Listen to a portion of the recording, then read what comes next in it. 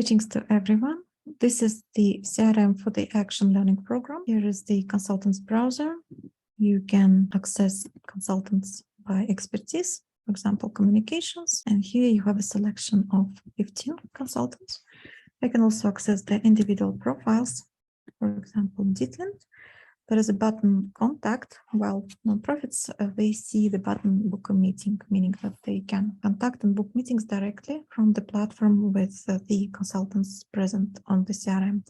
You have the brief description of the services which this consultant can provide, and sometimes you have a brief video if we had a seminar with this consultant. There's also the list of all the grantees. Here they are. Everybody who is part of the Action Learning Program. As you can see, there are different foundations. Currently, there are 5. There is TARA, Global Climate Fund, Energy Transition Fund, High Tide Foundation, and File Foundation. I can give you an example of one of the grantees, for example, Active Asia. Each nonprofit has their own page. Here, this is how it looks. Usually it's a brief description of the nonprofit and also their organizational development priorities. Sometimes there are also files related to this organization, for example, survey results or some strategy files. And you can also see all the projects which this organization was involved in. They can be completed projects or ongoing projects. To give you an example of this one. This is the activity with Paula Richardson, which is approved and ongoing. You can also see some terms of reference or statement of work or any document related to this particular project. Or example of a completed project, which wasn't a project, it was a consultation. Actually, it was a fundraising pitch. And again, you have an example of a file where the consultant gave the feedback on the pitch to this nonprofit. And if you can look at all the grantees, you can see also the level of them being active. Like this one, for example, has 10 activities. These are really, that's one of the exceptional organizations. They have really a lot of drive for capacity building. Some organizations could be less active.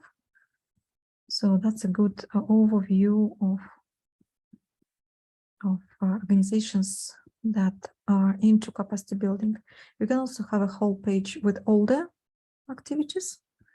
They are based on the chronological order. For example, this is the most recent one.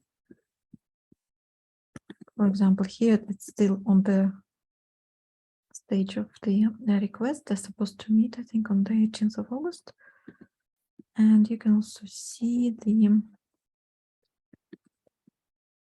examples, like where we have approval requested, so it's still pending. We requested it just today. So here is the recent proposal, and we waiting for the feedback. And another thing to show you is the page for the seminars. Here are all the ongoing, and you can access also the handout. For example, here is the outline. And presentation and some other accompanying files will be added there once the seminar has happened. And you have access also to the past seminars.